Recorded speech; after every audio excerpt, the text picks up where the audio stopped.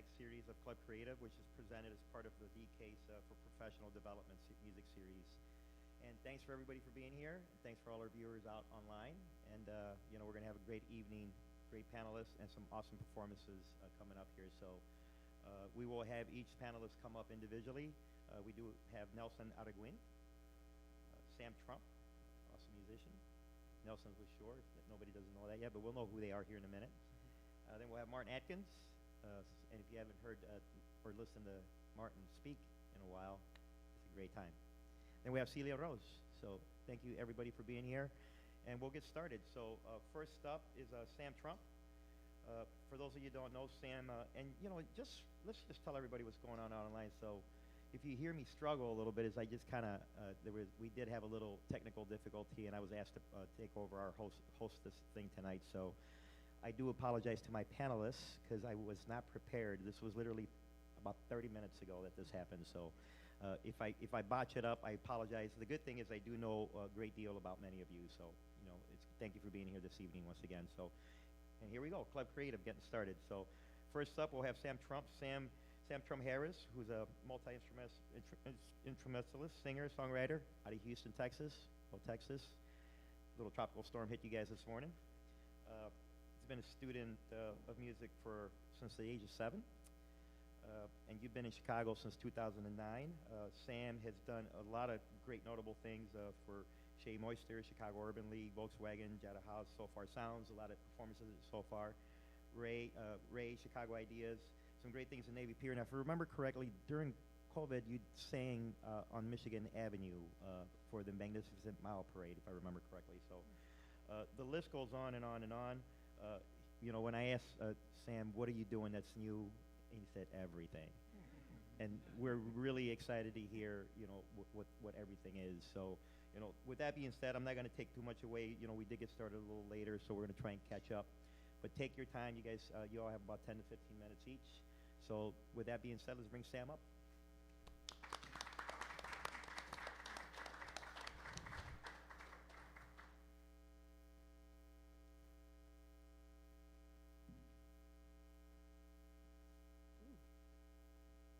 Much.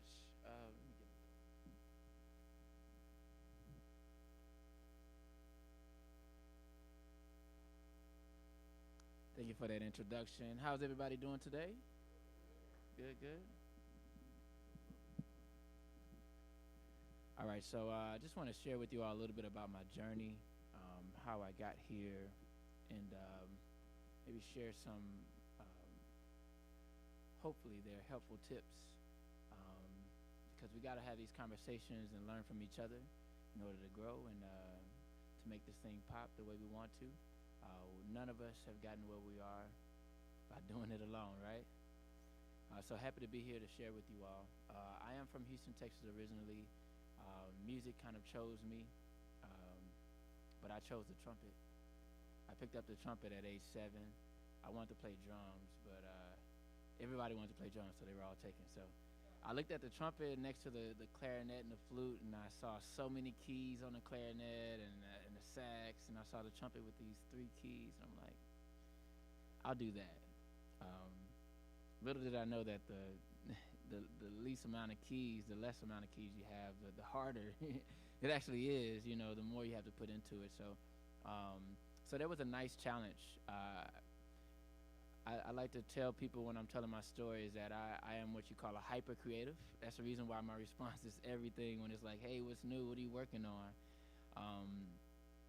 I love challenges, and I love mulling over and obsessing over creative things and solving problems even, because I find that to be a creative thing as well. As a kid, I found myself, just real briefly, I'll speak about my upbringing.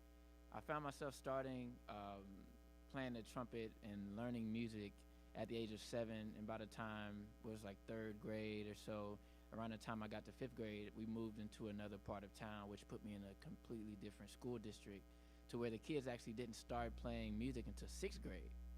So I get to 6th grade, and because of my class structure, I had to be in beginner band, even though I had 3 years of experience.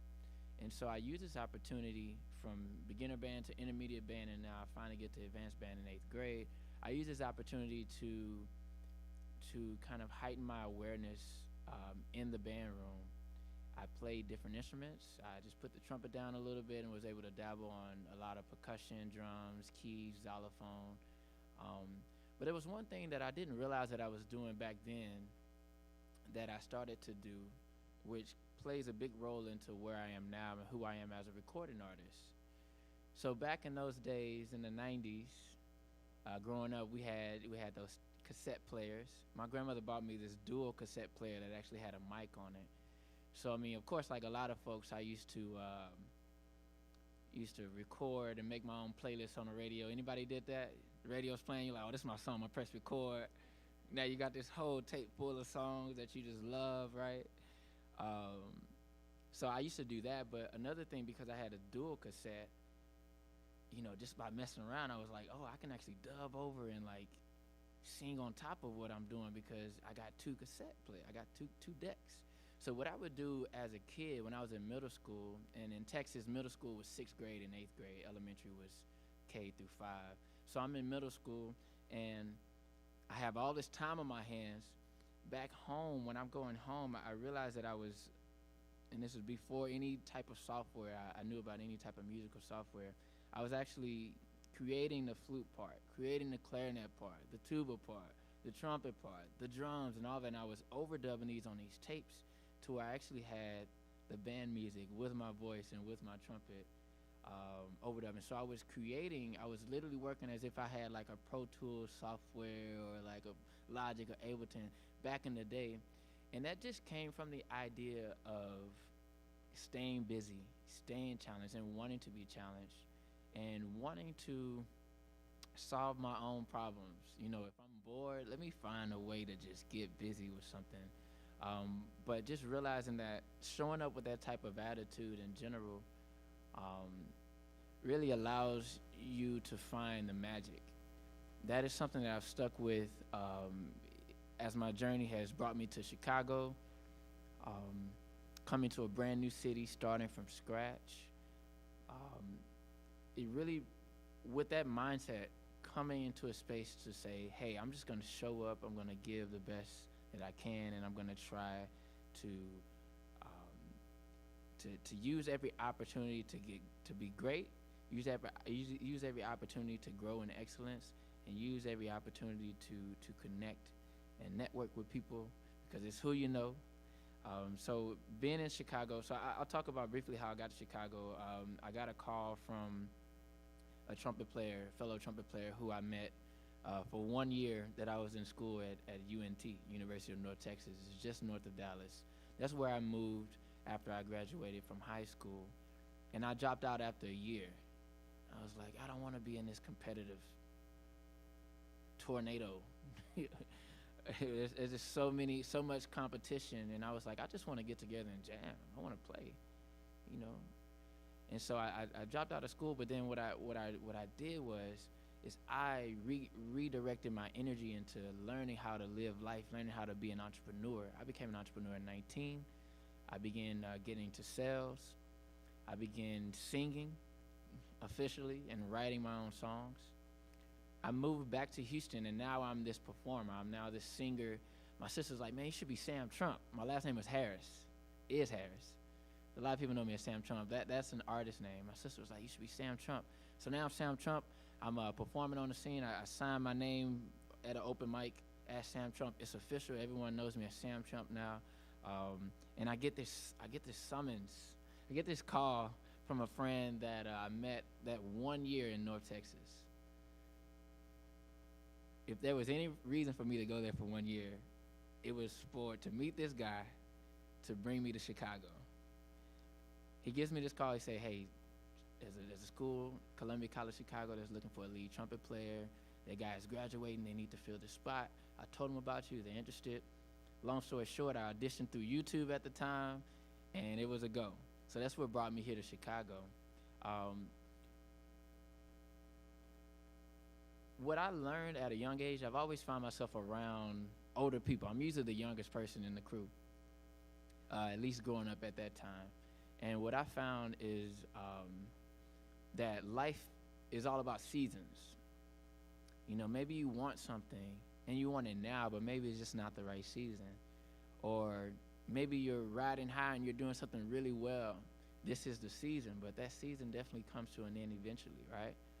And so I realized that even when now I'm a singer and I'm known as Sam Trump, the singer and the trumpet player. I was brought to Chicago and Columbia College to be a trumpet player solely. Not many people knew about me as an artist singing, so I had to live this double life, and I treated school as a job, where I'm working as a trumpet player, and then I'm hitting these open mics in the city, this fresh, brand new city, and it's a city, right? I'm from a country city, so this is a city, and I find myself just being open and connecting. I meet a band called Sidewalk Chalk, who I joined. Once I graduate from college, we find ourselves independently touring across the nation for 5 whole years, including Canada. And that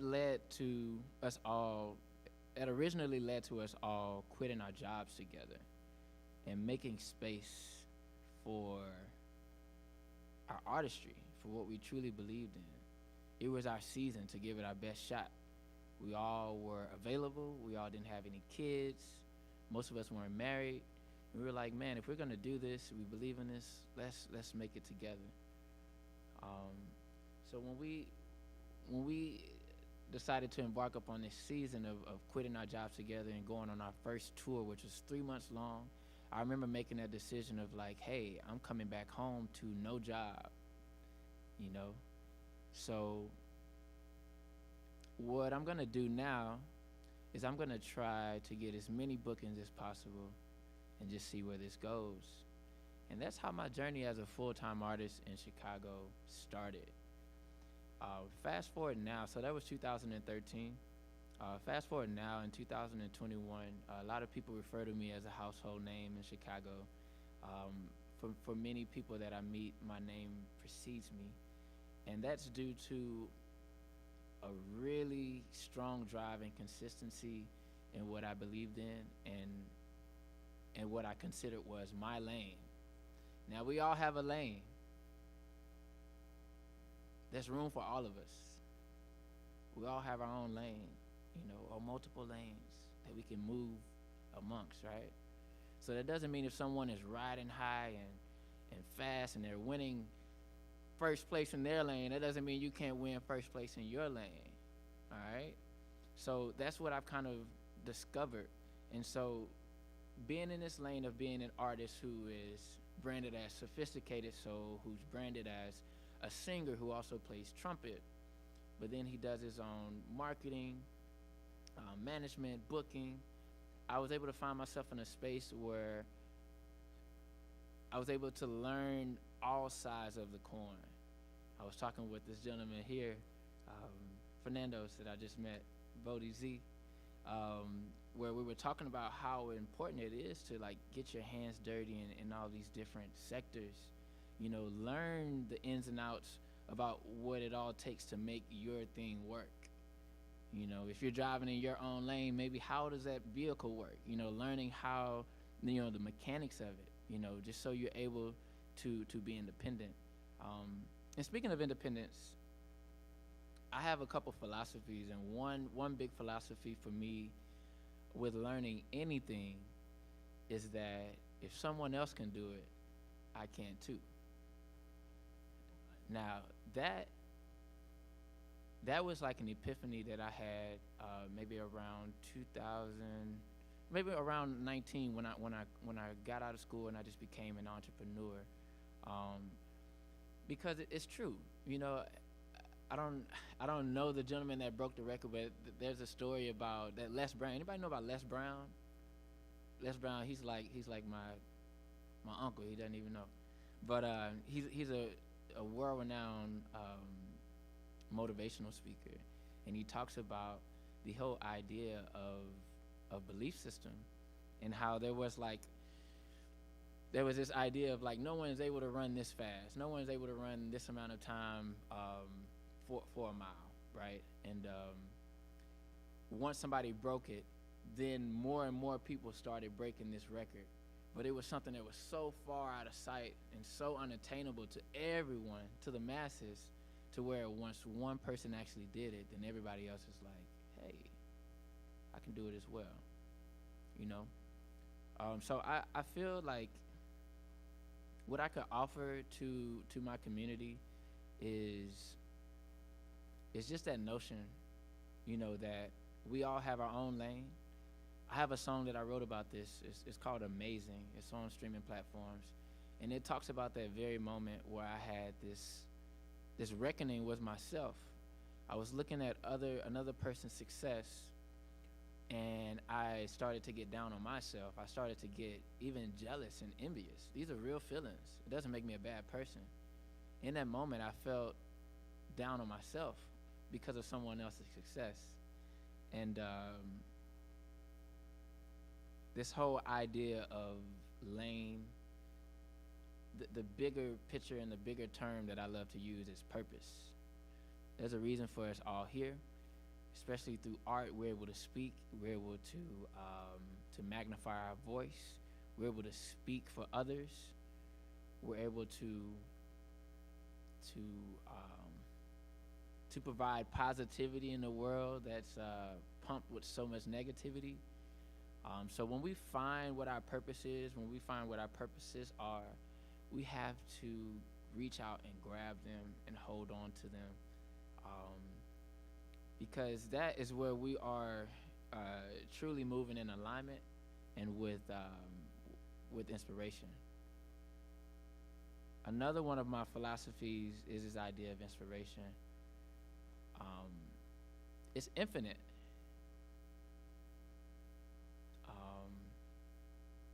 It doesn't deplete. So if you gave every interaction you had, you were able to give some inspiration, you wouldn't go home without any, you know. And if that person gives you inspiration and you're able to pass that on, or the person who received your inspiration is able to pass it on, it just goes on and on and on and on. And to me, I think inspiration in and of itself is life. If we don't have a meaning behind getting up in the morning, if we don't have a purpose behind what we're doing through our art or through our living and being, then we're not inspired, then we're not growing, we're not bending towards the light. I'm referring to all the conversation we had earlier. We're not bending and leaning towards the light like a plant, you know. So those are just some things that I've learned just through my journey. I have a robust journey, but I'll just wrap it up with that, and I'm looking forward to hearing from some of the artists and providing some feedback, and also hearing from the rest of the panelists here. Thank you.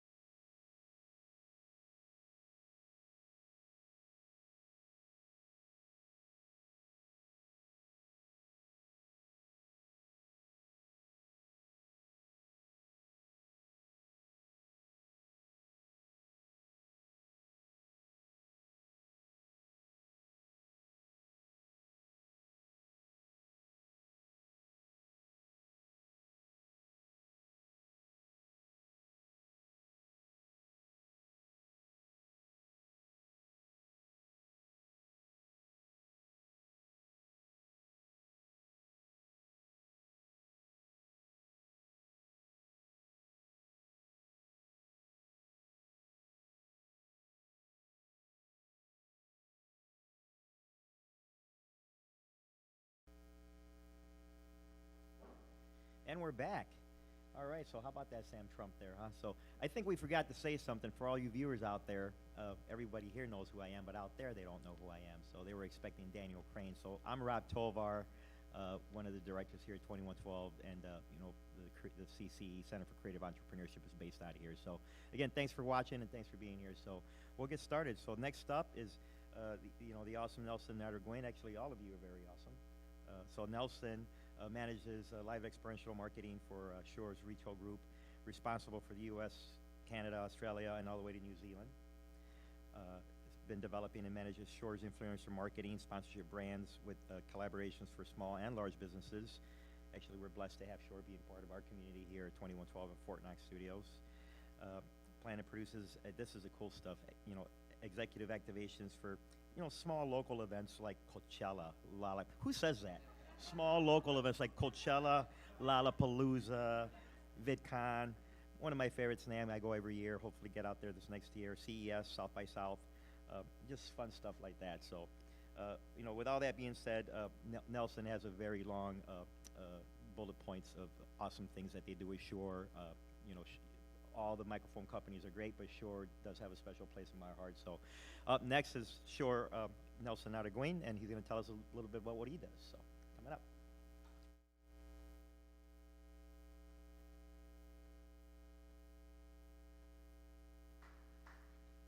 Bear with me while I get this up and going. I've been known to go on tangents, so this helps me stay focused.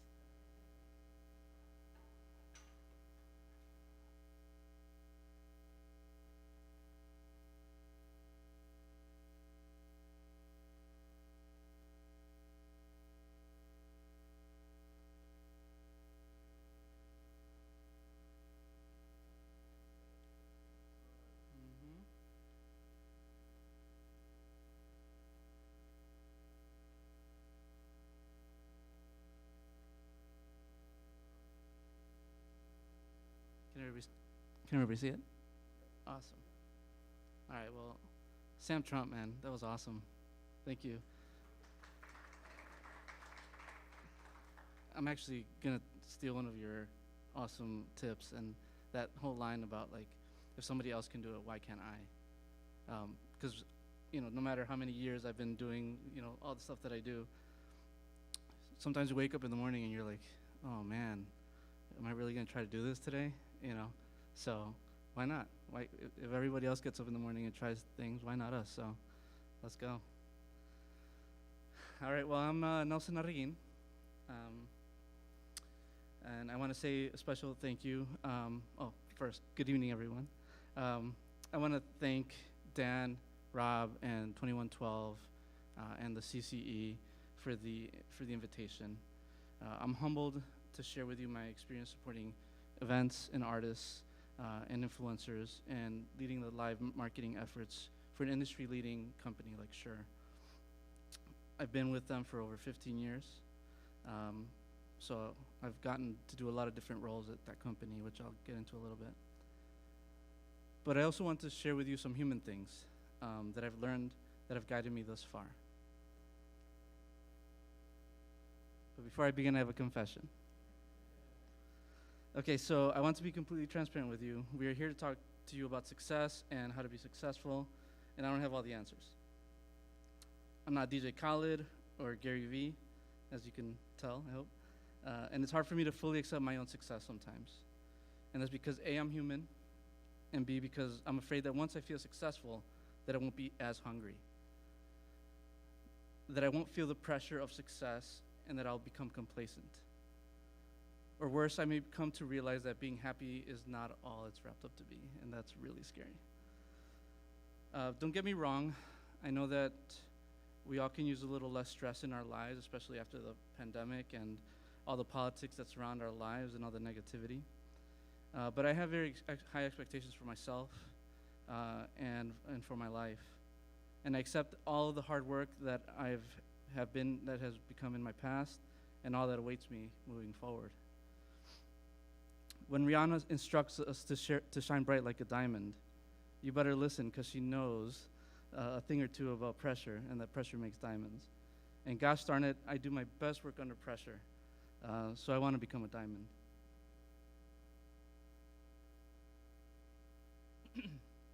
So who am I? Well, I'm just another kid from the northwest side of Chicago. I was literally raised a brief 5 minutes east of here, 5-minute walk east of here. And now I currently live about a 5-minute drive west of here.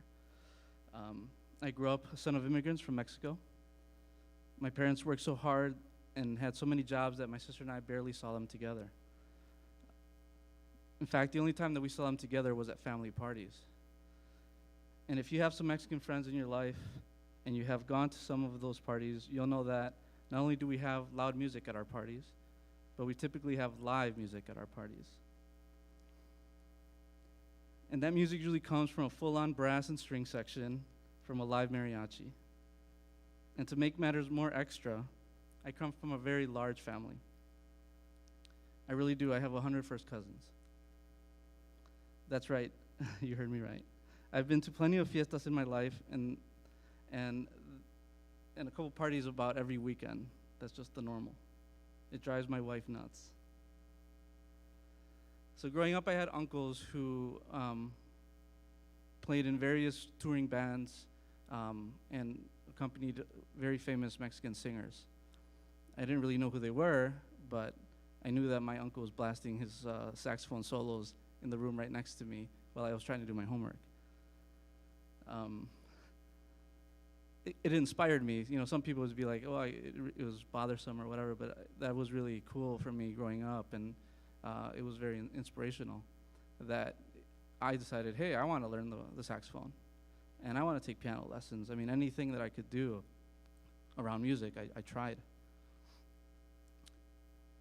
And that taught me how to be an active listener of music, which was really key moving forward for me. So that was my elementary school years, full of musical memories. And in high school, I discovered house music. I was born and raised here in Chicago. And then I focused my musical energy and attention to learning the turntables. And once I got good enough at it and all my friends started to really hype me up, I decided to throw parties so that my friends and I could DJ. That was my first foray at events and promotion. We secured venues, usually a friend's house. Then we would make flyers and pass them around school just like those 80s and 90s movies.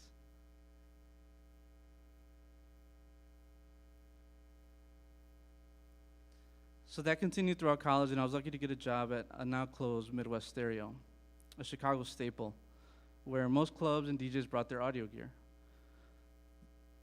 There I got to meet some of Chicago's biggest DJs and promoters and pass my CD on to them.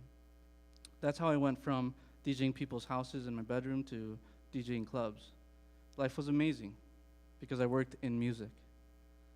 But then I graduated from college and I felt the pressure to focus on my business career. And I got my first real job right out of college working downtown for an insurance company. Hey, I was making the most money I've ever made in my life, and I was wearing a suit to work every day. I had arrived, I thought, you know. It was actually more interesting and exciting than you can imagine. But the thing that really got to me was one day when I realized that I wasn't paying attention to music. I went from being an active listener all my life to being all of a sudden a passive listener, chugging away at emails, going to meetings, but music was kind of put in, I call it the trunk of my car. It was still with me, but it was not, right there where I needed it. I wasn't paying attention to the key or BPM anymore, or to what song or artist I was listening to. Music suddenly became background music, and that thing that really fulfilled me all of a sudden left a really gaping hole in my chest. So I walked into the office the next day when I realized that, and I gave my 2 weeks notice. I was supposed to be a famous DJ that toured around the world and shared his music with his fans, but it wasn't the fame I was truly after. It was my love affair with music and sharing musical experiences that I missed the most.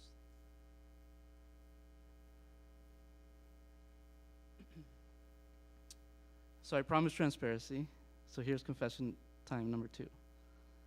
So I was a much better DJ, excuse me, than I was at ever playing the saxophone or piano or anything else I tried. But I had convinced myself, excuse me, sorry about that, that I wasn't really good enough. I hyped myself out. But I still wanted to be involved with music. But how could I sustain that? I mean, we all have bills to pay. So I ended up back at Midwest Stereo after I quit my job, where the owner of the shop wouldn't take me back. He currently called us dummies. And he said, "What are you doing here, dummy?" He's like, "You're the only one of these dummies that actually went to school and finished." I said, "Hey," his name is Sammy. His name is Sammy, and he's an amazing person. And I said, "Hey, Sammy, just give me the summer. I'll figure it out, and I'll get out of your hair. But I just need the time." 6 months later, I was still there, and I was doing inventory in the back room. And I was just counting all the different products and, started realizing I know a lot about all these products. And, with my degree, maybe I should apply to get a job at one of these companies. And I remember I got to the Needles, DJ Needles, and I'm like, sure. I'm like, oh man, sure is here in Niles. I drive by that building on Tui all the time. Maybe I should apply. And 15 years later, here we are, still at Sure. It's been an amazing ride with them, and I love that whole experience, and I can't wait to see what's next. The cool thing about it is that I surrounded myself with like-minded people, and that was key. People who were passionate about audio, passionate about music, passionate about the right way to wrap a cable, just nerdy stuff like that, but it was my community, and I loved it.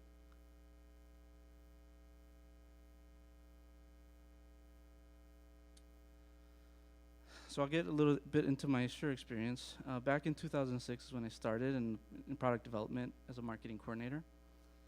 I was setting up products into our SAP system and discontinuing them and doing all that processing and lifecycle management stuff. And that was what got me in the door. Then I moved to the LATAM team, where I was responsible for artist relations, public relations, and what we called e-marketing.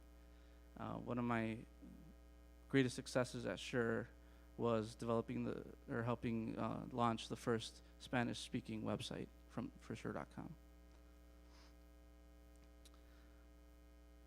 From there, I moved solely into an artist relations role, where I managed our program for Latin America and Canada. And my success there allowed me to work on crossover acts in the US, where I had the privilege of signing Jennifer Lopez to a partnership deal with Shure. J-Lo was already huge, but my favorite part of that role was finding the best new artists and nurturing relationships with them, so when they did make it big, they would still have love for the brand that was there for them since the beginning.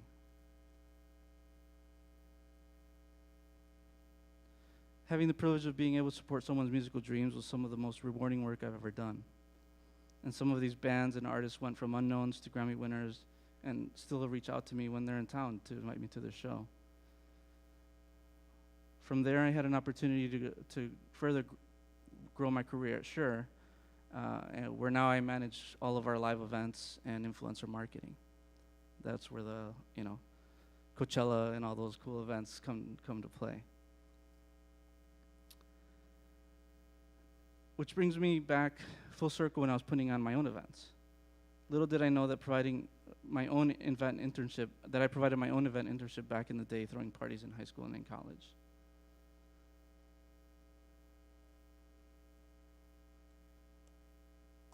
There we go. Some photos of me and some of my friends. So that's my day job. I love it, and I work with crazy passionate people that live and breathe music and audio. These are my friends and colleagues, and I love working at such a passionate company.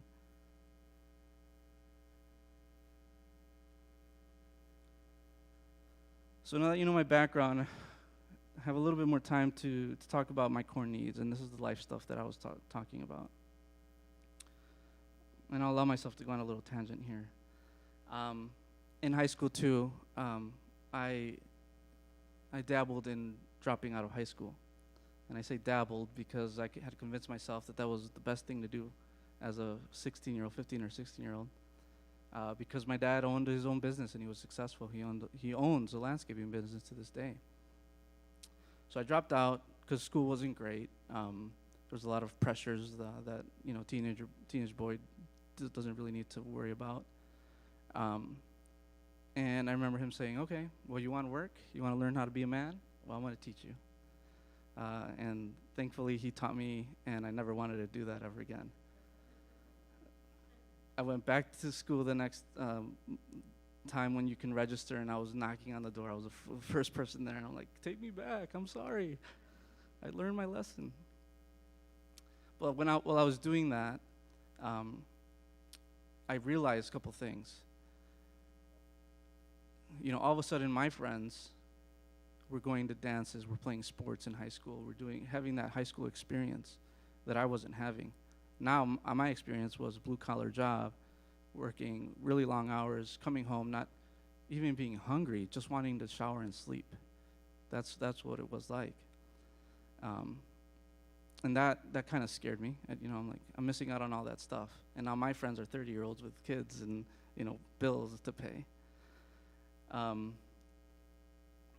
I also noticed that I was missing out on opportunities to go to college, to pursue other dreams. And then all of a sudden, the worst part about it is that I realized that I was stuck. I had put myself in a position where I could only be a blue-collar worker from here on out. And that trap, there's nothing wrong with that. By the way, I just want to clarify that, my dad still does it to this day, and all his sacrifices have brought me here today. But what I want to say is that it should be your choice, right? And you shouldn't take that choice away from yourself. And that's something that I did. That's when I just, similar to Sam, you look back and you're like, man, I need these things in my life. I need experiences. I need opportunities because these things allow me options. And if I want to be a blue-collar worker, if I want to be a landscaper the rest of my life, that's fine. But it's because it was my choice, not because it was the only thing I could do in my life. There's my little tangent. So let me talk about these core needs. Experiences. Say yes to things. Allow yourself to learn from them, good or bad. The worst regrets I've ever had in my life were when I gave myself FOMO. Self-induced FOMO is the worst. Experiences are important because the lifelong lessons and memories come from that. Opportunities. Defined as a set of circumstances that make it possible to do something. They come from putting yourself out there via your experiences. One of the best tips one of my mentors at Sure told me was this simple. You just got to show up. Just got to show up. So I'm glad you all showed up tonight. Thank you. So without opportunities, I felt stuck. And it was the worst thing for me to put myself in that position. Options. Defined as the thing that is or may be chosen. Comes from a combination of experience and opportunities, and it equals freedom. Choice is the key word. So very quickly, here's the time for interactive portion of my presentation. If you have a pen or paper, put it on your phone. I just want everybody to take the time to think about 3 core needs that you may need. Feel free to borrow mine, but please try to exclude like family and success and career and all that stuff because those are all things we all need. But try to figure them out for yourself, like things that you personally need for you to feel happy. And yeah.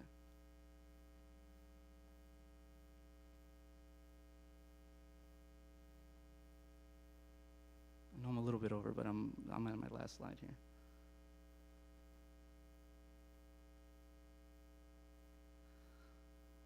All right, I'm going to move on, and please share those with me if you'd like afterwards when we get to network.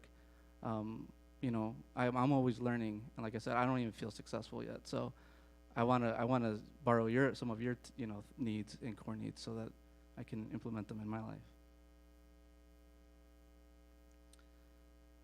So I want to leave you guys with a final thought that has inspired me. It's not mine. It's from a very serious person named Jim Carrey. He gave a commencement speech at one time, and the closing part of it really has stuck with me. And he said, "My father could have been a great comedian, but he didn't believe that that was possible for him. And so he made a conservative choice. Instead, he got a safe job as an accountant. When I was 12 years old, he was let go from that safe job, and our family had to do whatever we could to survive. I learned many great lessons from my father, not the least of which was that you can fail at what you don't want. So you might as well take a chance at doing what you love." Thank you.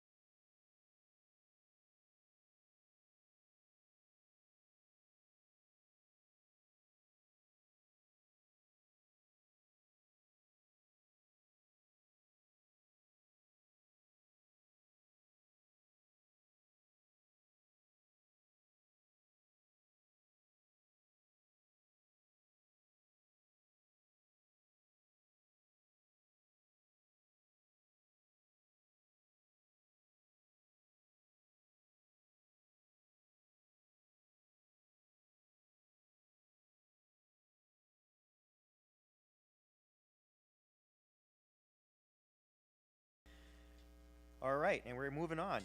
Well, thanks again, everyone. Up next, we have Mr. Martin Atkins, who, it's 3 decades of music business that spans genres and borders and industries. His experience is pretty much in every aspect of record production, promotion, and this was given Martin the unique eye of teaching us how to traverse this wonderful world of music. And it's currently doing it as a professor at Millikan. So Martin tooled around with English bands for a long time, and then he's eventually joined Johnny Rotten's Public Image or Pill. Helped co-write and perform the song "Bad Baby" with the revered Metal Box LP. I actually love reading this. I've been a fan of Martin's for a long time, so this is kind of cool. Then he toured around with Pill for a while. After leaving them, he kind of spent the next 5 years playing with other bands and managed and played with Killing Joke, toured with somebody named Ministry. After that, kind of hung out with Pigface. He formed Pigface, actually, and is still currently touring with them. Then he kind of worked with 9 Inch Nails for a while, and I think they got a Grammy with the song Wish, and then appeared on music videos like Head Like a Hole with 9 Inch Nails. So that's a pretty fancy resume, right? But Martin, he gives so much more. His thing is just identifying business and what does that look like for all of us. So he formed Invisible Records and Mattress Factory Studios. And over that time, this is something that I recently found out after doing a little research. They've released over 350 albums, and some of those placements span in anything from Miami Vice to Showtime's Career as Folk and the Robert Altman's of the company. So a lot of great placements on that. So talk about an expert that can help you get your music placed or give you guidance on what's next. And we all have to do it for ourselves and also work together. So after that, Martin has written several books. Tour, which is a great read, speaks at various networking events and shows like NAMM, USS, Drexel. You speak all over the country and world for that matter. And Martin, as I mentioned earlier, is currently teaching at Millikan University and is working on another book here, My Time In and Out of the Public Image. Looking forward to that one.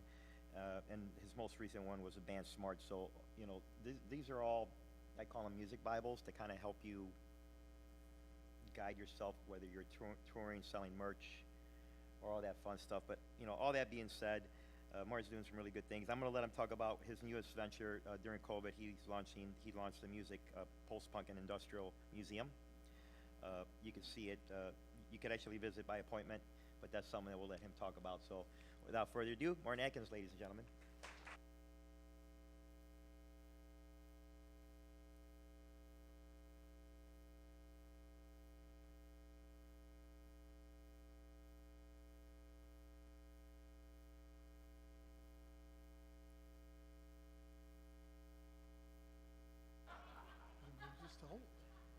It's like, I mean, it's like, it's a lot of stuff. But I joined PIL in 1979, which is great to say. I say to my students, what were you doing in 79? They're just like, fuck off, you old bastard. Thanks, Rob. It's nice to be back here. And thanks to Sam and Nelson for talking about so much. This has been a pretty interesting 18 months, is it? I love this quote. I don't want to fuck it up. From Toni Morrison. This is precisely the time when artists go to work. There's no time for despair, no place for self-pity, no need for silence, no room for fear. We speak, we write, we do language. That is how civilizations heal. And that's taped to a lamp down in my studio, and it's crumpled up and more pieces of tape on it. Kind of kept me going. For those of us who've toured, I was joking when the pandemic started, like, oh, it's this, it's that. I'm like, yeah, it's a fucking Tuesday, right? Because when you're on the road, you have to make everything work. Otherwise, you don't play. Sometimes then you don't eat. You don't get paid. You don't sell any shirts, right? We're just used to solving problems. So sometimes those problems, and either the pandemic or trying to get somewhere with your music, it's the same shit. It can just seem huge, unsolvable, unattainable. So when the lockdown hit, I have my own brand of coffee. Fucking forgot that. I've been tweeting, get the fuck out of bed for 12 years now. And 3 years ago, I connected with the guys from Dark Matter Coffee. I'm like, this should be a coffee, right? So it is. And, huh? No, what is it? My Dark Matter coffee is apparently delicious. I know, I'm just milking. So the lockdown hits, and I'm like, fuck. So I go up to Dark Matter, which, yeah, they make great coffee, but they did a double 7-inch with Derek Carter. They did an effects pedal with Kirk Hammett from Metallica. They're doing all kinds of, they did a collaboration with 3 Floyds Brewing and the band Mastodon on a chocolate stout. Like, they helped with the beginning of Hope for the Day, suicide awareness and prevention. And these are people that I go to when I need not just a coffee, but kind of like an artistic, what are you crazy fuckers up to now? And the answer was, when I went up there, the lockdown had just hit, 107 employees, and I think 7 coffee shops at that time. And the answer was nothing. And I'm standing there waiting for whatever crazy drink they were making me. And I could just feel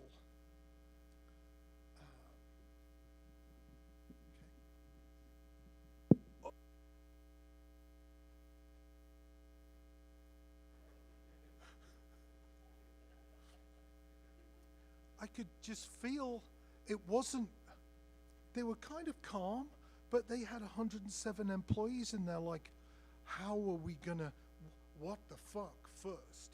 Second, how do we keep health insurance for all of these people, you know? So I'm like, I don't always have bags of cash in my pocket, but I put $100 in their employee fund.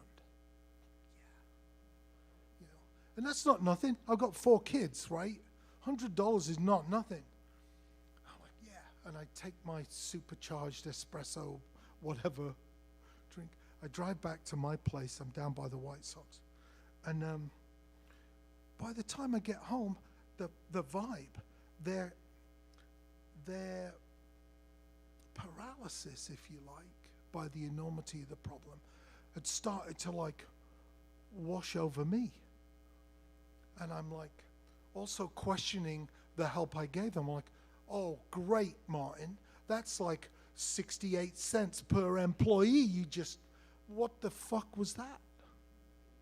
So I go down into the basement where I have a print shop, and I start printing some bags. I kind of condense things there. I called one of my guys. I'm like, hey, you know my coffee bag thing? Get the fuck out of bed. Yeah. Can you change it to stay the fuck inside and make it easy to print? So we made these. They're just crappy coffee bags, right?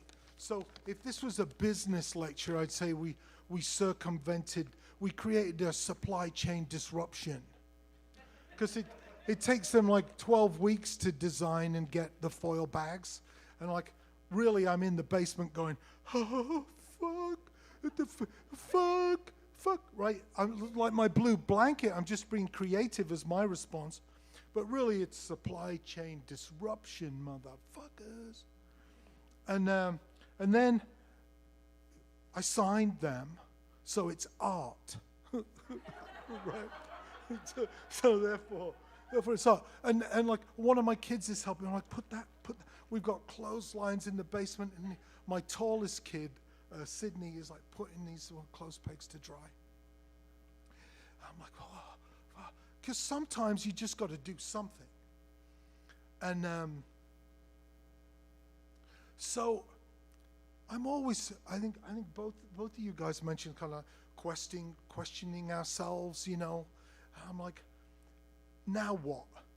First off, you put $100 in their employee fund, which is meaningless. And now what have you done?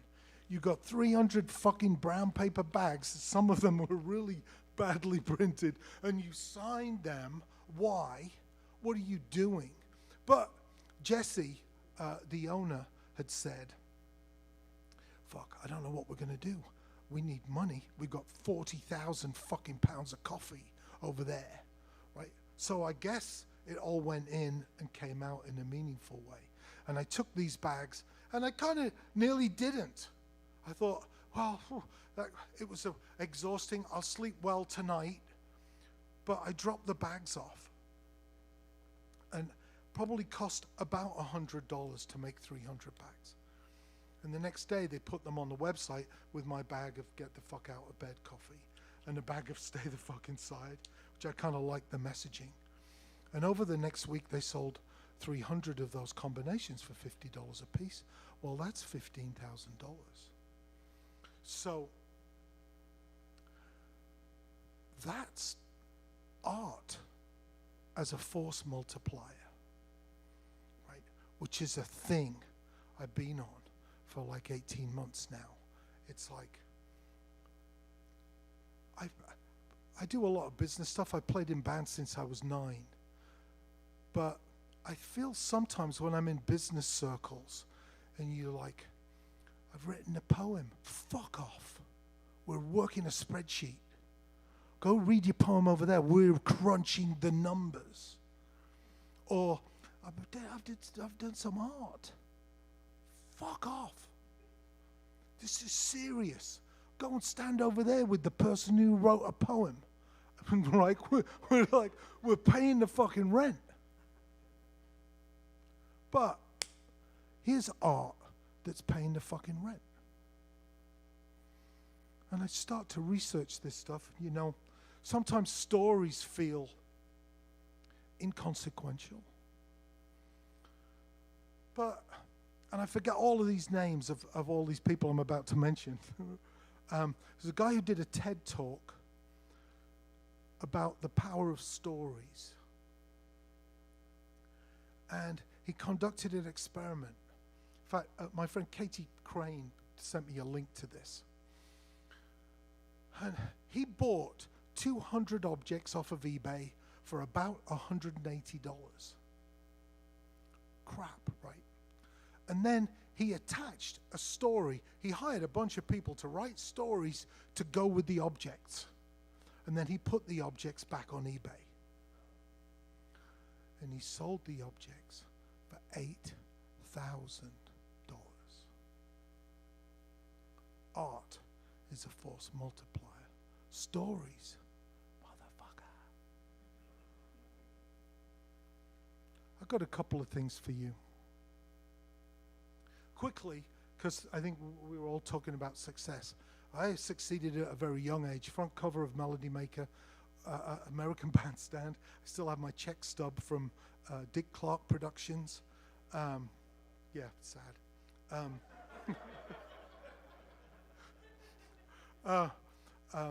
We toured the world, Australia, Japan, live TV, the John Peel show in England, which for a post-punk kid, that's like to hear John Peel say your name is like, fuck.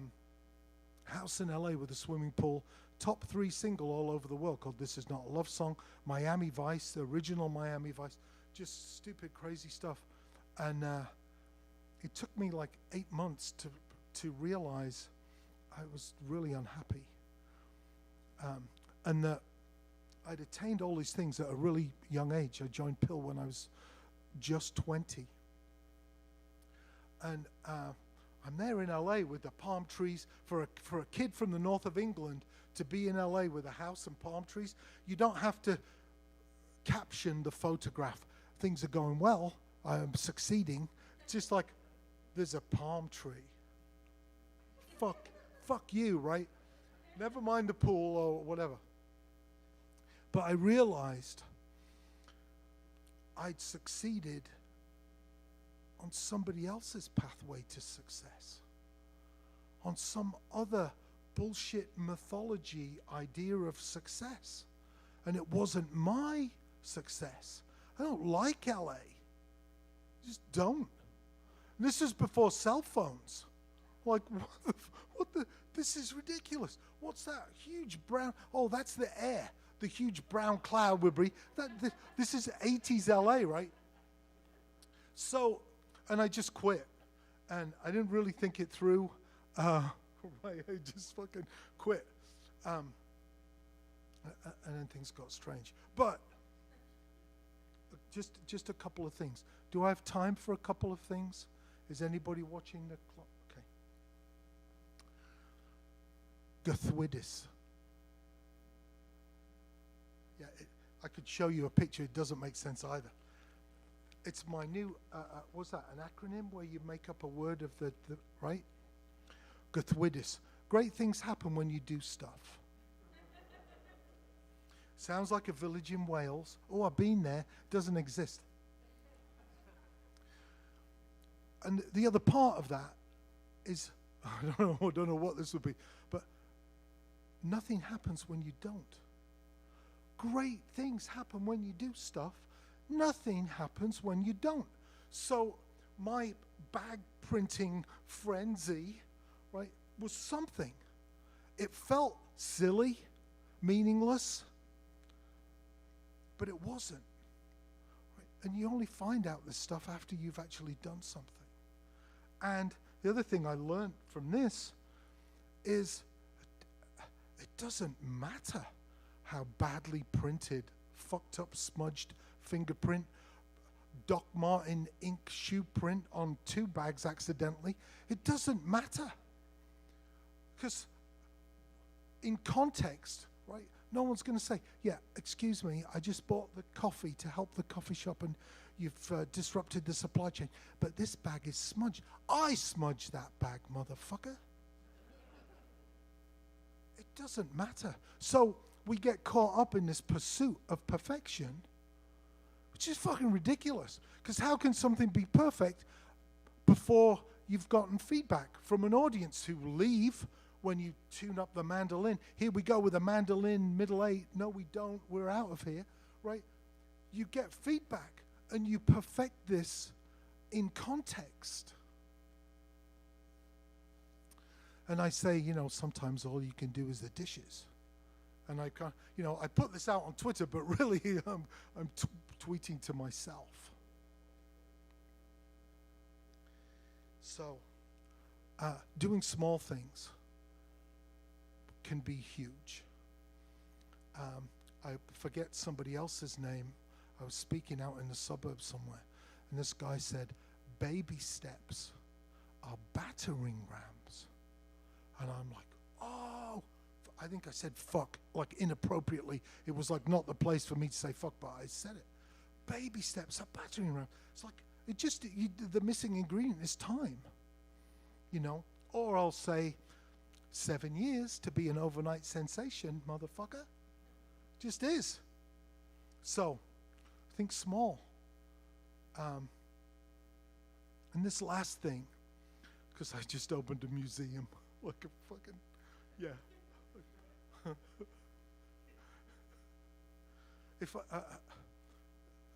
Scott got me some non-alcohol brew dog in the fridge. I was joking. I'm working on a deal with Brewdog, or maybe because they have a beer called Punk AF. I say punk as fuck. Theirs is alcohol-free. Like, this could lead to like an endorsement deal with free beer. If only I'd known. I'd just come and speak here, and there's a fridge full. I could have like. But so I'm surrounded by all of this crazy creativity that goes back a long way, and it's made me realize that this longer-term view of myself, a career, changes the perspective. When we put our business hats on and we look at a gig one of you has next week where you're expecting 20 people, I might say, is there a poster?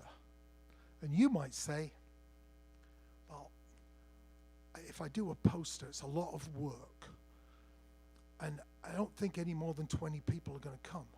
So therefore, looking at my spreadsheet of time and energy and money, I'm not going to do a poster.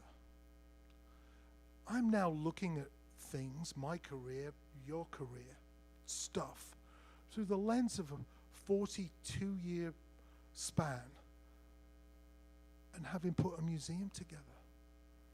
So if I hadn't done all this crazy shit, who would have? If you don't start doing crazy shit, who's gonna?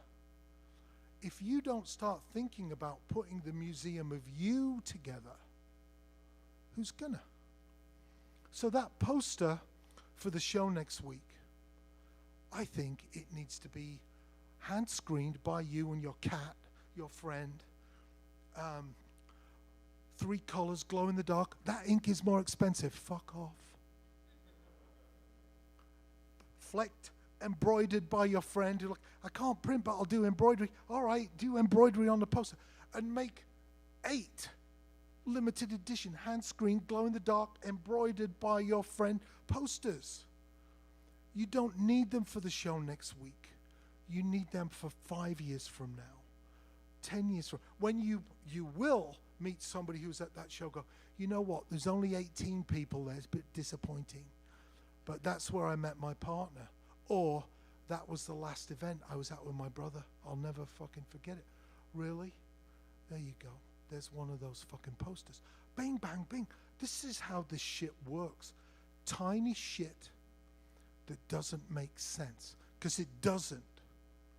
So make it not make sense now, creatively, to plant the seeds for your own resonating success in the future.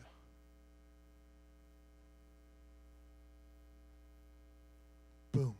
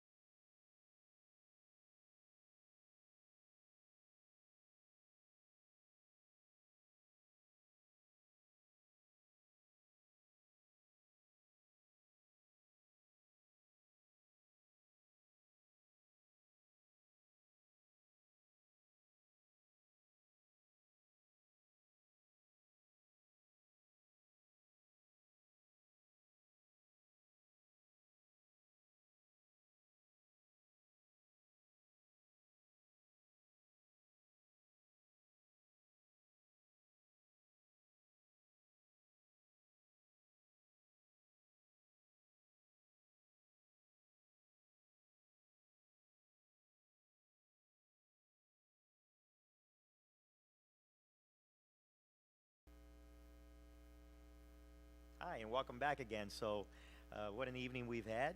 Up next, we have the awesome Celia Rose. Celia is originally from Alabama, did not know this, currently based out of Chicago. Celia has spent most of her music career performing outside of the U.S. She's played in places like Haiti, Israel, France, Rwanda, Canada. She's toured Africa 5 times, has had several albums, has represented the United States Department as a cultural ambassador, and has written many songs, which includes music that have been included in New York Times best-selling books, TV shows, ads, and films. Celia has completed 4 full-length albums of original folk rock songs. I've heard some of that music. It is truly amazing. You know, some of these have been co-written with children in Africa, and she wrote the theme song for the 2020 Kraft Heinz campaign, Let's Make Life Delicious. So let's go Google that one. Let's Make Life Delicious, Kraft Heinz by Celia Rose. So she's acquired a master's degree at NYU for music composition and has taught songwriting for numerous organizations, including Harlem's Children's Zone and Kid Alley. And Celia is currently the co-founder of, I was trying not to get this wrong, so it's What Up Pitches. Not bitches, but pitches. See, that would be funnier if Martin said it. Doesn't work for me. So What Up Pitches, and it's a SICK licensing agency and music production house based in LA and Chicago, and glad to have Celia be part of our community. So let's give it up for Celia Rose.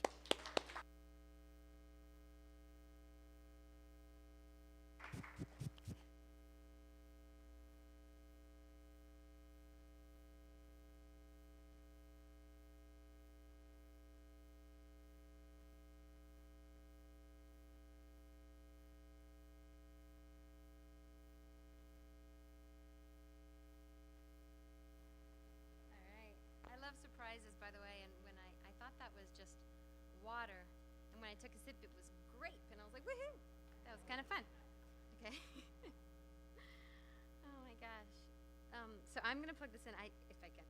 I don't actually know if I'll use it because I've been so inspired by you guys, and I might just talk about my life. I don't know what I'll talk about. But I'll leave this here for now in case I do. Thank you for that introduction. And yeah, I'm really happy to be here. So let's see. So you gave a little about my background. So I'm originally from Alabama. Grew up in a Jewish vegetarian family in Birmingham, and let's see. I loved writing poetry and always enjoyed doing that. And then my brother taught me guitar, so I got into songwriting when I was about 14, 15 years old. And from there, I just became obsessed with writing songs. I loved it. I got in bands. And then I got married pretty young, and my husband was a U.S. diplomat for the State Department, so we moved to Haiti and to a few other countries. Israel was the first place. And then, not to give you all about my entire life story, but the gist of it is that I used to be a touring musician, and I really enjoyed that. You know, I would go out, do all these late night gigs and all the tours in Africa and whatnot. And then I had 3 children, and then that became very difficult for me to do. So at that point, I wanted to keep writing songs, and I wanted to keep performing, but I was trying to figure out, I became curious to find out, how do people get their songs placed in TV and film? Because that was something that, my real passion was songwriting. So I was like, how can I continue doing this, and how can I make this lucrative, and how can I share my music properly now that I have kids and I can't go out and tour and do these late night gigs. So I started researching it. I started looking into how in the world do people get their music placed on TV and film. I was like, my songs are good enough. Like, they're recorded at a great studio. I felt in my head, I was like, I know they're good enough. So I found an online course and I signed up for it. And this is the first note that I want to say. Up until this point, around this time, I was making a lot of excuses. Everything was an excuse. I'm like, gosh, I knew deep down that I wanted to do this for myself. Like, I didn't want to give up on my dreams of songwriting. I loved doing it. I loved being a mother, but I really was passionate about this, and I didn't want to just drop it. But I was making excuses. I'm like, I don't have time for this. I don't have the extra money to spend on this course. But thankfully, I have a very supportive husband, and he's like, you know what, this is really important to you. You just have to make it work. And so I did. So I signed up for that class, and I invested in myself, and I started my journey down figuring out how sync licensing worked. And from there, it became other hurdles over dropping those excuses. Like there was an event that was happening. So this online course was put together by a woman who ran a sync licensing agency, and she had these in-person events in LA. And so I was like, I knew they had it, and at this point I was 6 months into the course. I'd met all these people online, and we were collaborating. And I was like, I really want to go, but gosh, I can't go. You know, all these excuses. And then finally I was like, you know what, I can go. I got points, you know, airline points, and I went over on that. And then I stayed in a hostel. It wasn't even like my own room. I got this drawer. I call it a drawer, but it's like this little cubby hole. You can't even sit up. It was like super cheap. And I went to this event, and you know, I met all these people in person. And I mean, at this event, there were all these panelists, and there were several sync licensing agents on the panel. And I remember, actually, there was this one woman, and I raised my hand at one point, and I asked, how do you, how would someone start to work with someone like you? Like, how would I, because she was saying sometimes she signed artists, songwriters, and would set them up as collabs, so like a songwriter could then work with a producer on her team. And I forget her exact answer, but it was something like, you can't do it. I mean, it was something like that. It was very much like, you know, you just have to go through this hurdle, and whatever she said, I remember taking it as like this challenge. I was like, hell yeah, I'm gonna do that. I was like, forget that, you know. And sure enough, I did. I went back and I emailed her like the next day, and I was like, my songs are really good at this point. Actually, I'm gonna go back in a minute, but at this point, I'd been working in that class for over a year. Actually, at this point, this was later on when I went to this event. And so my stuff I was good enough. And sure enough, she did sign some of my songs. And so that actually turned out a few months later to be my first placement that I ever got, was through her company. But just to take a step back, when I first did take that online course, and I was pitching my stuff to this agency who was putting the course together, and I'm thinking, you know, why don't they sign it? Why don't they sign my songs? I know they're good enough. But I had to kind of swallow my pride and take a step back and start actually listening, you know, not just assuming. I started to listen. Well, what is getting placed? Like, does my stuff actually sound like that? You know, I mean, and when I took a step back and listened, I realized, no, it didn't. It wasn't. Like lyrical themes, for example, there are some common lyrical themes in sync licensing that make it easier for them to place your songs because they're just commonly asked for, like coming home or freedom or family or togetherness. And my songs, from my background, I loved poetry, and my songs were very detailed. And so I'm like, my songs were about socks or chocolate. Like, I mean, whatever it was all these like specific things so it limited, you know, what it could work for. So there was that, and they were wordy, and they were, you know, they weren't quite, you know, quite right. So, and it's not to say they were bad. They were great songs for what they were, but for what I was trying to do here, it just wasn't working. So I started working with as many different producers as I could in this course, and just met all these different people, and I just reached out to everybody, you know, and the second that I saw somebody got a placement, I would reach out to them, because I kept trying to reach up higher, right? I knew that, like, it's like when I used to have a band, I was always told that you hire like super talented musicians, and they're gonna make you look better, so you just wanna work with, you know, as talented people as you can. So I would reach out to those people and say, hey, you know, and what I would bring to the table was that I was aggressively trying to pitch these songs. You know, I was actively going to these events. I was actively trying to meet these sync licensing agents and get my stuff into their catalogs. And so these producers, who were great producers, would work with me, sometimes for free, just with the knowledge that we would split everything half, 50-50. And then I was able to do it, because that was another one of my excuses. How can I keep paying, you know, to get my songs properly produced? Like, there was just all these excuses, and I was just knocking them down one by one, and it felt really good. So after I got my first placement, which, by the way, the interesting story behind that song. So the first placement was a song called Gimme More. And there's a few interesting things about the song. I didn't actually sing on it. And that's the first thing, is at a certain point, and not that my voice isn't good enough and couldn't work, because I have gotten placements of songs with my voice on it, but I don't have like an edge to it that like some other, you know, people might have. And for this song that this producer and I worked with called Give Me More, we'd been given a brief, which is, you know, when someone says, we're looking for a song, up-tempo, this kind of lyrics, you know, whatnot. And we got this brief from this agent, and we were like, okay, we're going to write this song. So we wrote a song, we turned it in, and it didn't get picked. Nothing happened with the song. And anyways, just to say about the vocal thing, we wound up choosing a different vocalist for that song because we're like, we wanted to give it as much of an edge as we could. And we're like, you know, we knew this great singer named Brittany Fance, who's a freaking rock star. And she was out there actively touring, and she's got a great following. I was like, you know, that's going to give the song an edge. And in this business, like, you just have to give your song that edge. It's going to make the difference. And I had to put, you know, my pride aside. Like, doesn't have to be my voice. Like, you know, it's still my song that I co-wrote. So we used her voice, and it was a great song, but it didn't get chosen for that particular spot that we wrote it for.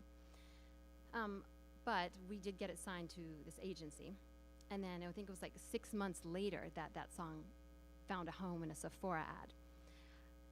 So that was my first placement. And I think it's just interesting to note that, like, you know, you work, and like, I didn't write that song for that. Like, I wrote it and nothing happened with it.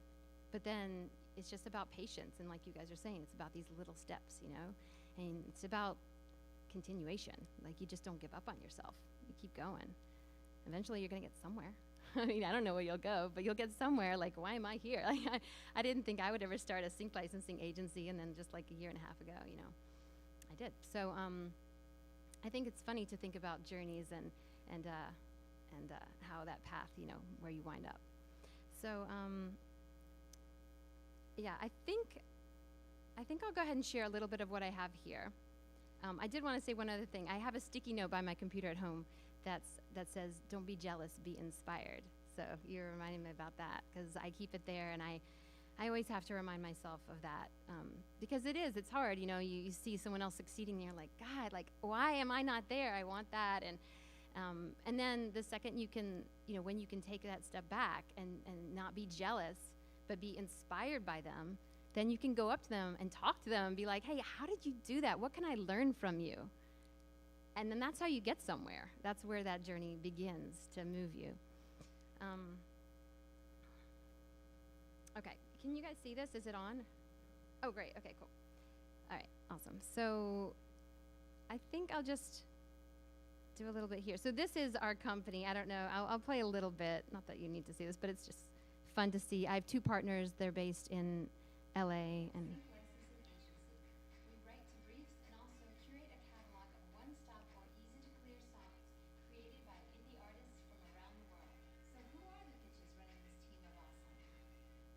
Introducing Celia Rose, a folk rock singer-songwriter, mother of three, and former springboard diving champion, currently based in Chicago. Her song "Give Me More" has been placed in a Sephora ad, in the Netflix show Selling Sunset, and on several other TV shows.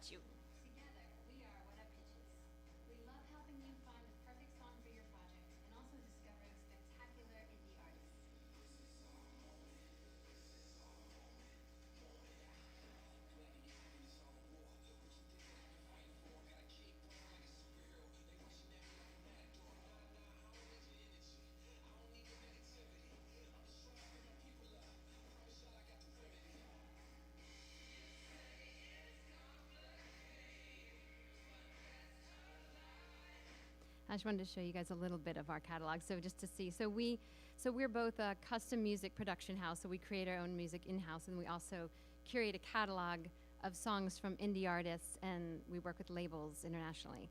So these are just examples of of some of the music in our catalog that we've signed to our catalog.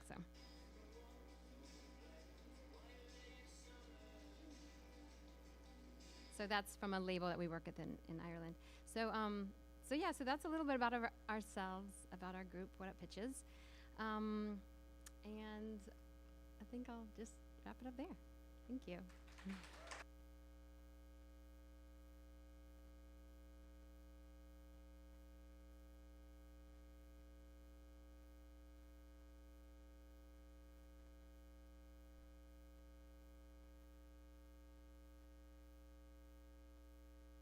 Huh? And then once again, thank you to all the amazing panelists tonight. So what we're going to do now is we're going to take a brief pause. We're going to set up for our music performances, and some judging will take place. So for now, we're just going to take a brief pause, and then we'll bring you back online as well. All right? Thank you again. Thanks, everybody.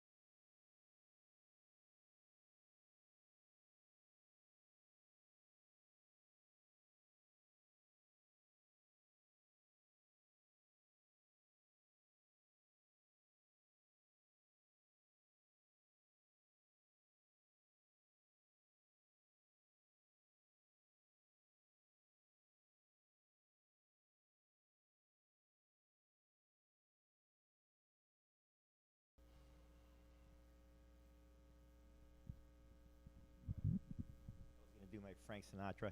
Hey, welcome back, everybody. So we got Justin Hill standing here behind us, and we're going to get ready for the performance side of the evening. Justin is local Justice. Sorry, see, somebody jinxed me. They said I did well, so sorry. Justice. So I apologize. I spoke too soon. So Justice is based out of Chicago. Has been doing some amazing things. Just released his first album, or actually just released a new album. First album during COVID pandemic. Been writing some really great stuff. Room with a View is the name of the album. Kind of talks about everything that's going on, personal griefs and COVID and everything that we're all going through. So further ado, let's introduce Justice for some nice songs, and let's see what we think here. Thank you again. Thank you. This first song is called Missing Room. Here it is.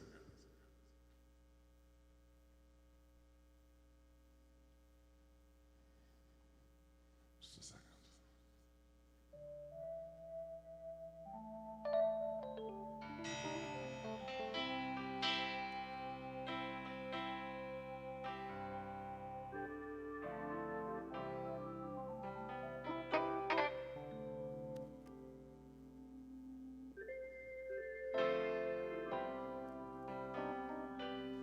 Promises, yeah. Promises mess me up.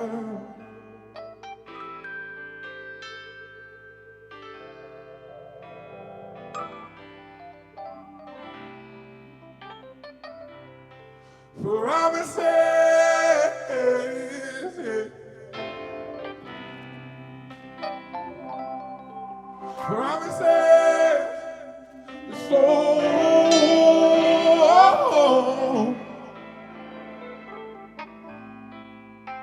you're so far gone.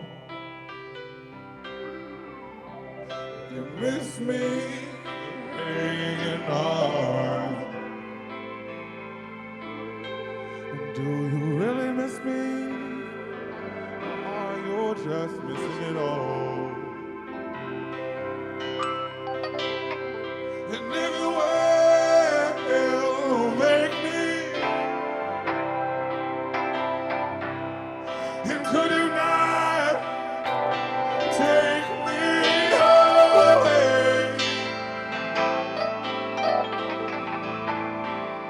And I died today,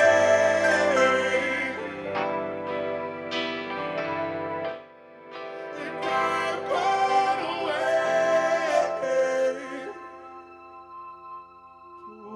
your missing room.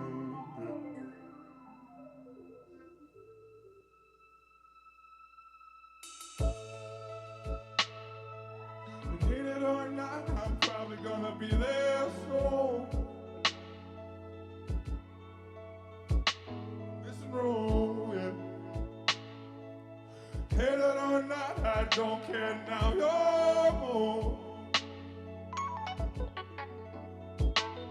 and your mind is made up. Saying and it taking too long. Like you wouldn't believe, and your mind is made up. Oh goddamn, I've been here before. Oh baby, where you wanna go? Hate it or not, I'm probably gonna go solo.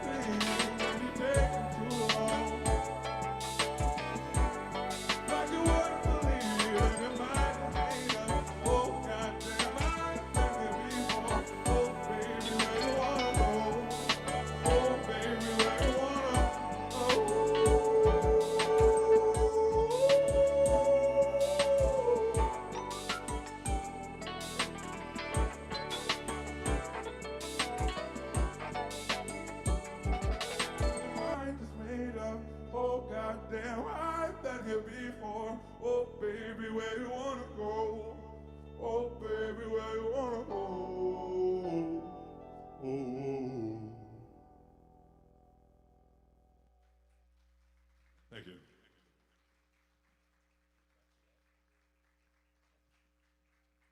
Well, thank you very much. This next song, my last song, is called Empathy Machine. You guys can ask me about it if you would like.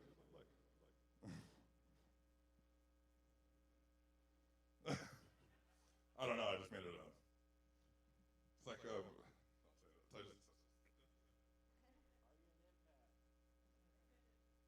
definitely experience a lot of empathy for people, yes. But that's, I don't know if, empath isn't like a term I'm like obsessed with myself.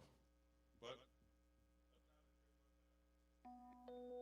machine.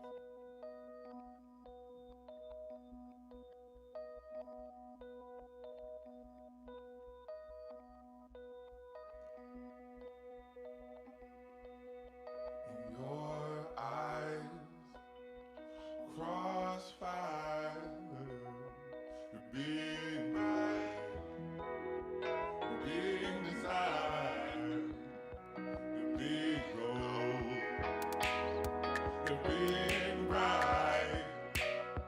Just stay so, or say goodbye, or say goodbye, or say goodbye.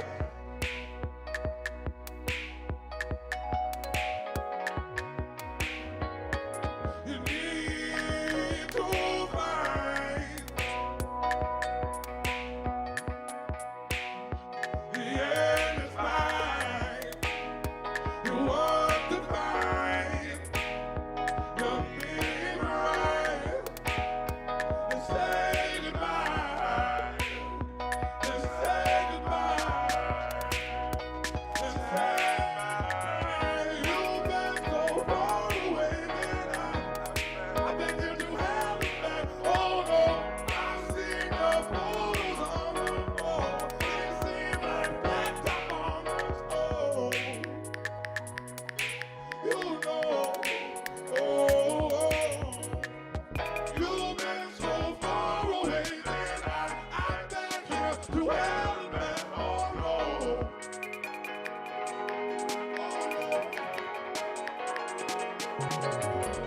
you've been so far away that I've been here to have you back. Oh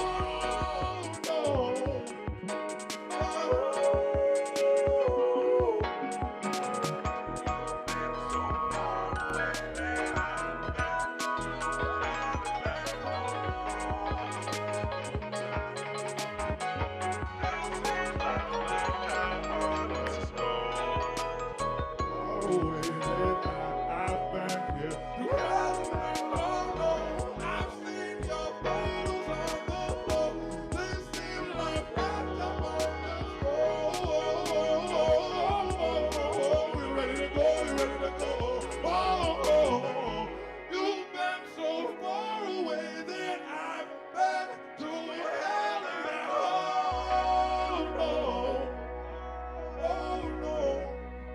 you ready to go? You ready to go?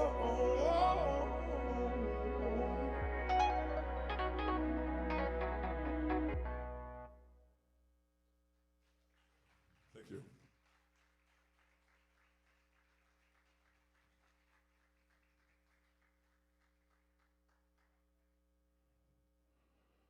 That was awesome. So, Thank you. and Justice Hill, everybody, and you could catch him various clubs. He recently just sold at the Hideout too. We forgot to mention that earlier. That's So, true. I did. so we're gonna open it up for some comments, a couple comments here. Then after that, we'll move on to the next artist. So I'm just gonna set this down again, get out of your way, and thank you again. Yeah, of course.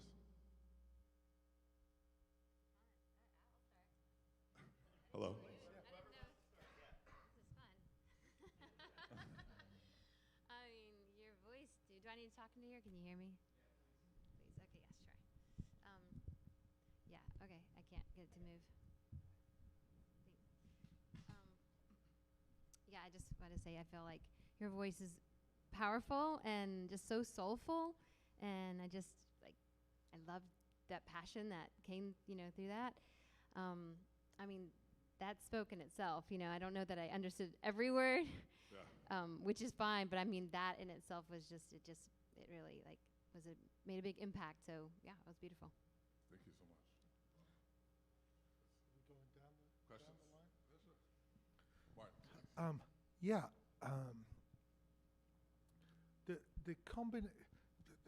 The loads of things. I feel like this was just authentically you. I really like that, and it just, after everything that all of us were talking about before, it really kind of struck a chord. The combination of your voice and the piano textures. I thought it was great.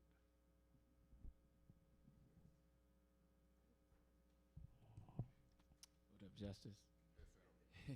Yeah, I think I agree. I really like that that Martin said that. This is definitely very authentic. It's very fresh and unique. I love the sound. I love that it's you. I really love the combination of how you did this solo, which is like one thing that I learned as a performing artist. You got to be able to perform solo. You got to. So I really love what you're doing in incorporating the tracks. Did you produce all of that? Yes. Nice. So big up. Can we clap it up for him for that too? The first piece was like a suite. Like I love how it was. It's more classic songwriter. Yeah. The key change and the 3/4 and the 4/4. Yes, I loved it. I think the musicality is there. I think, like in regards to the words and being able to hear, I would love to hear more of what you're saying. I think most of the time I didn't hear, I wasn't clear on what you were saying, but I definitely felt it. And that's really what matters most. You know what I'm saying? Especially with the music nowadays, it's everything isn't super clear. I was angry at D'Angelo for the first week that I heard Black Messiah. I was like, what is he saying?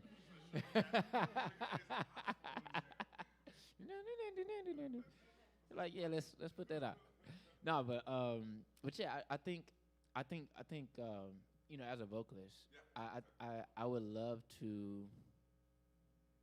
I would love to offer like the idea of just like focusing more on your vocal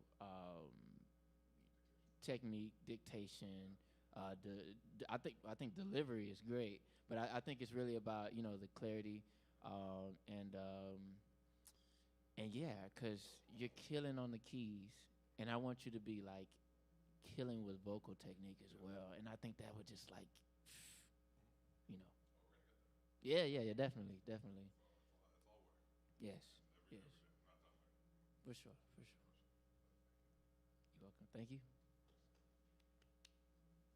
What's up, man? What's up, dog? Love it. I have to agree with the clarity. I felt like I wish I would have had the lyrics in front of me so I could follow along. Yeah, I'll check them out for sure. But the reason why is because I love that. I love like really figuring out what you're trying to say. You know what I mean? And then the next part of it was just like, man, I wish it was raining right now. And because I'm a very visual person. And I'm like, and not because it was sad or anything, maybe it is, but I love that vibe. It was soulful, like Celia said. I don't know, man. I think I want to listen. It left me with, like, I need to listen to this guy more, which I think is awesome. Like, I really want to check out your stuff, so. Yeah, awesome. You did great, man. Thank you. You get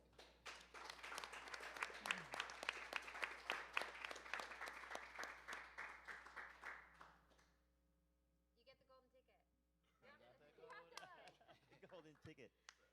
Well, everyone, Justice Hill, and thank you again. We're going to take a brief pause, and we're going to set up for Aya Ito, and we'll introduce Aya here after we set up. So thank you so much.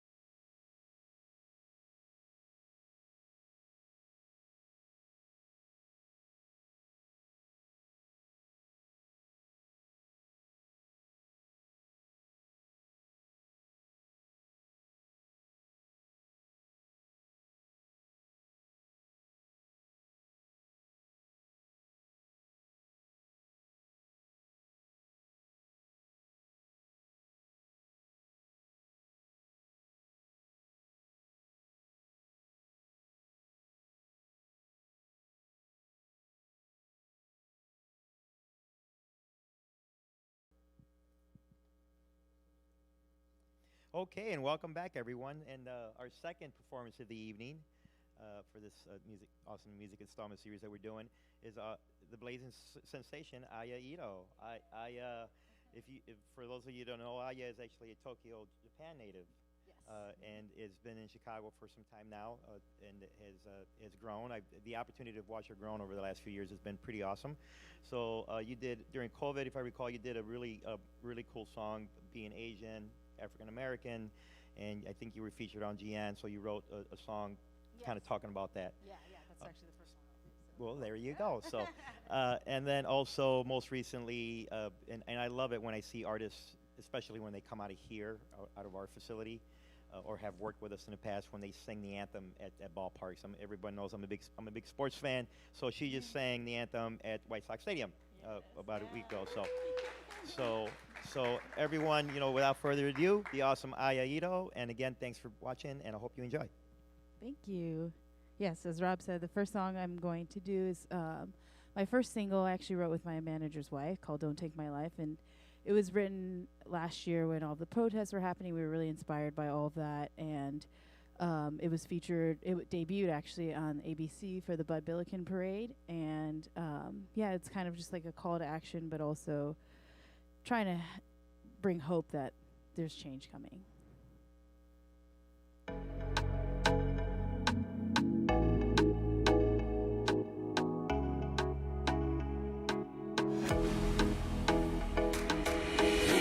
Help us find some common ground. Though sometimes we let you down, save our souls from pain. Don't let these lives die in vain. Tired of seeing my people die. Ain't got no tears left to cry. Don't take my life. My soul is real. Struggled so long, refused to fear. Don't take my life, God loves me too. We're all his children, yes, me and you. So tired of fighting to prove my worth. I choose to stand tall, it's my rebirth. Don't take my life, it's all I have. Gift from my father's own righteous hands. Don't take my life.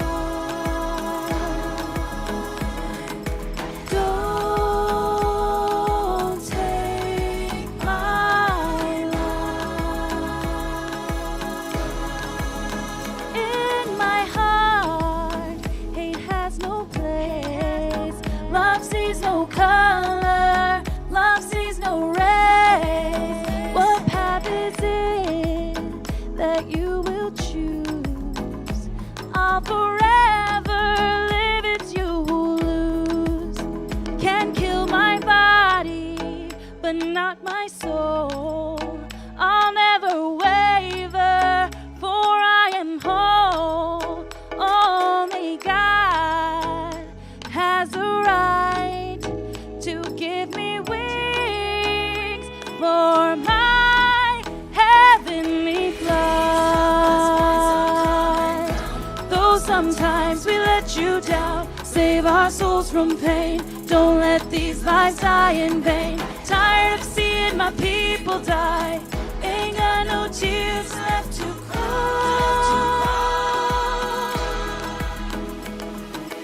Don't take my life. Don't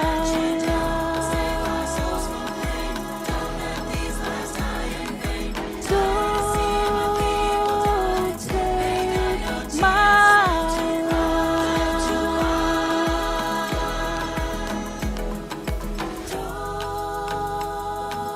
take my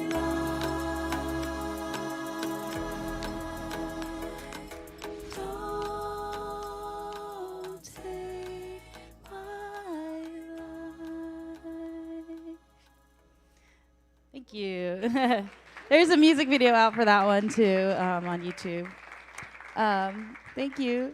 The next song I will be singing is my latest single. It's called Something New, and that one my friend and I wrote because, obviously after the lockdown, traveling is a huge passion of mine, and I'm from Japan. My family is all in Japan, and it was really hard not being able to see them, and it was hard not to travel, and I love exploring new cultures, so this is just kind of a song about being able to travel again and being able to do the things we want to do and explore something new.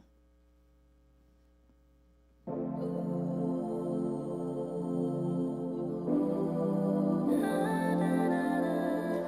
looking for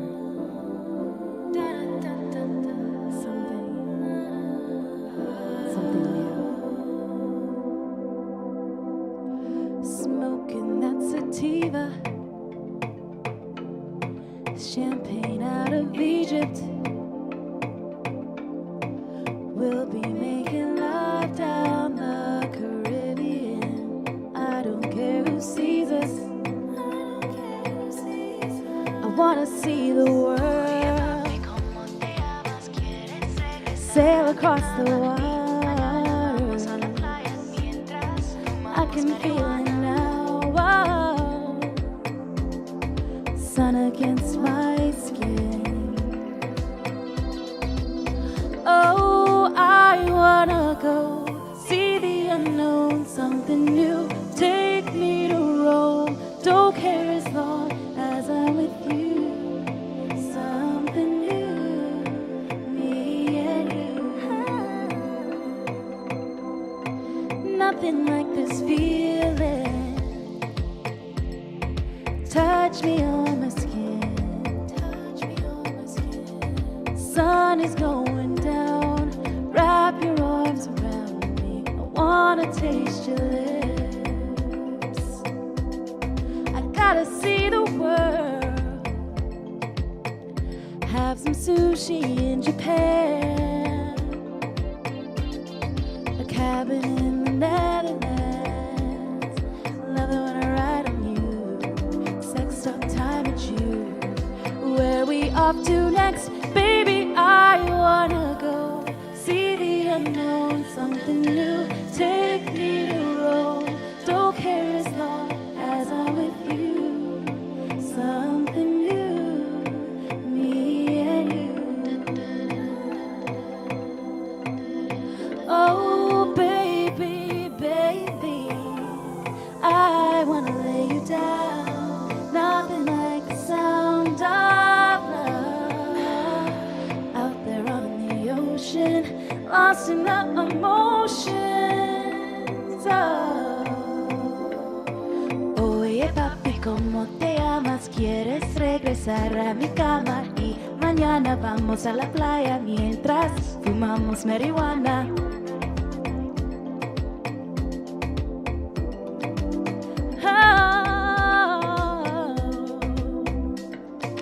I wanna go see the unknown, something new. Take me to Rome. Don't care as long as I'm with you. Something new, me and you, me and you. Whoa, I wanna go see the unknown, something new. Take me to Rome. Don't care as long as I'm with you. Something new, me and you. Thank you. Thank you, thank you. I think we can just, just get into the comments here. I think it's great, so yeah. Yeah, that was Thank you, Aya. Thank you. that was fun. I hate that I didn't dance. I just wanted to get up and dance with you. That was really fun. Yeah, I mean, my thought was when I listen to songs these days, I always listen lyrically and I think, what can I see this in? Like, what show would this work for? Can this work in an ad? And I was like, with I was thinking airlines or hotels or something, maybe hotels. Yeah. Okay, so, yeah, I mean, I could see that last one, especially working for some stuff. Awesome. Just because it had that open space and it has a general lyrical theme that people can relate to. So, and you have a great voice. It was Thank really you so nice. much. Yeah. I like the you have such a kind of a joy about, like, you know, I could see, no disrespect to anybody here, but I could see some performers being like, what the F? You know, you just did the White Sox, right? And you just had such a joyful edge to you, you know? What was kind of interesting to me was it made perfect sense with the second song, but the subject matter of the first song, I think there's some places to go working on the juxtaposition of your joy and your delivery and your huge talent dealing with some of those subjects head on. I thought it was really cool. Thank you. Heyo. Hello. It's nice to hear you again. Yeah. After so long. Yeah, right? It's been a long time. Yeah, I really enjoyed both pieces. I think that second piece really took us all someplace. Yeah. You know, just as the lyrics were saying, I think that you got a great delivery, and you have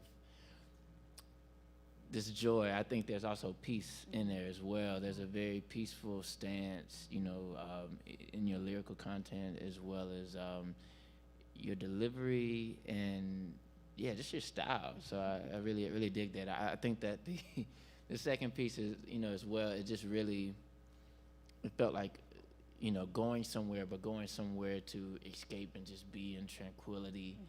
It wasn't, yeah, just that. Yeah, I would say, you know, beyond the compliments, I would say it'd be really cool to maybe even just explore more surprises melodically.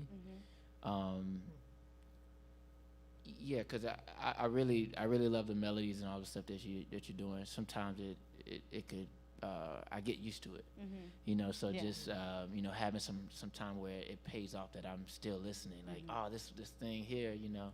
So just maybe keep that in mind, you know. Surprises throughout the whole Yeah. song, you know. Awesome. Thank Yeah. you. Ayo, is it Ayo? Yeah, yes. Aya, Aya? Yeah. Ay. Gracias. That was fun. I mean, I have like this like secret crush on tropical vibes. Yeah. Like it just always puts me, like I can close my eyes and puts me on the beach somewhere, Yeah. you know. So thank you for that. 'Cause Yeah. we're about to get cold up here in Chicago. One thing that like stood out to me was your vocal control. You know, you were under control all the time. You know, even when the song was ending and it was just your voice, you just kept it in that pocket. It was awesome. Thank you. Great mic technique as Yeah. well. That's something I'm into. But yeah, your spirit is fun. You know, and I don't know that you need to go anywhere else because that's a great spot for you. Yeah, So, thank you so yeah, much. That's all I gotta say. Thank you. Yeah. Cool. Yay. Thank you.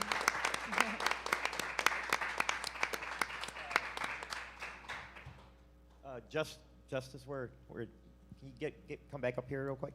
And as he wastes his way up, there'll be opportunity for some networking and ask questions, and our panelists meet the artists. But I want to thank both of our performers for being part of this evening, our awesome panelists for being part of it. Such a big guy. And then the opportunity, if you could stand up for me, and then we could just all kind of maybe do a little group picture here. Yep. So, see, I'm paying attention to our photographers. So yeah. Yeah. But once again, yep. You can take it. Yeah, we're right. Yeah, take mask off for the photo if you're okay. Yeah, you're smiling. So.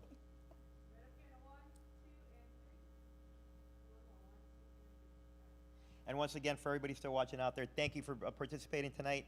And we'll open it up for some Q&As and meet the panelists and meet our awesome performers. And thank you, everybody. Thank you from the bottom of my heart for being here. So thank you. Thank you so much.